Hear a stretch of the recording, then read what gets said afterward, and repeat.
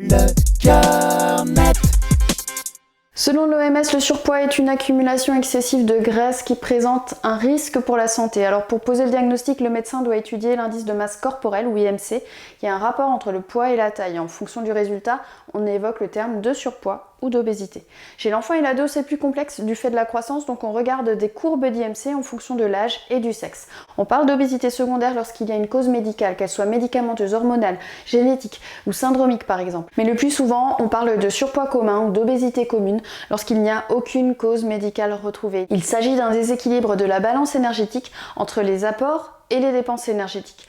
Ainsi, on est plus à risque lorsqu'on a peu de sensations de satiété par exemple, ou lorsqu'on est de nature posée ou inactive. Mais les personnes en surpoids n'ont pas toutes forcément ce profil. Il y a une réelle injustice quand on parle de surpoids ou d'obésité commune. Pour un même effort et la même hygiène de vie, certains vont prendre du poids alors que d'autres non. Cela s'explique par une prédisposition génétique où certains gènes qui favorisent le surpoids vont s'exprimer davantage dans certaines zones géographiques, selon l'histoire du pays, ou au sein d'une même famille en fonction de l'histoire familiale.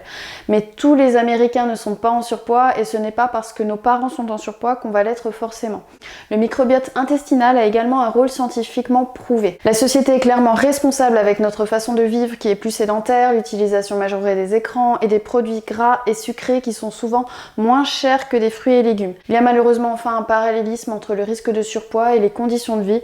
Vous en doutez, lorsqu'on a des difficultés psychologiques, économiques et sociales, contrôler son poids est encore plus difficile. Les risques pour la santé chez un adulte sont mécaniques car le poids sur les articulations favorise l'arthrose, ils sont respiratoires avec un risque d'apnée du sommeil, ils sont aussi métaboliques avec un risque d'hypertension et de diabète. Enfin, dans une société où le regard des autres est omniprésent et quel que soit l'âge, le surpoids ou l'obésité peut faire souffrir, donc le risque est aussi psychologique.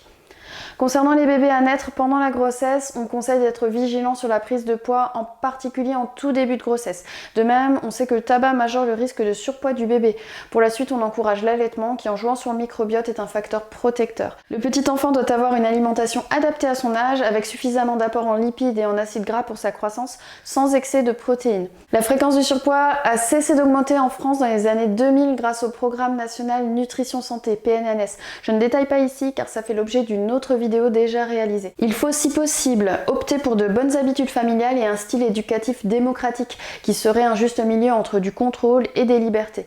Il faut dans l'idéal un cadre et que l'enfant puisse aussi dire j'ai faim, j'ai plus faim, je n'aime pas lorsqu'il a goûté.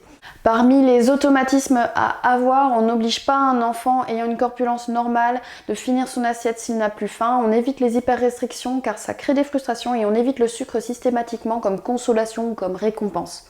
On conseille chez les personnes en surpoids une prise en charge diététique, une prise en charge physique et une prise en charge psychologique. Chez le jeune, du fait de la croissance, la perte de poids n'est jamais un objectif. Chez l'adulte, il y a un objectif de poids, par contre, il faut éviter que la balance ne devienne une obsession.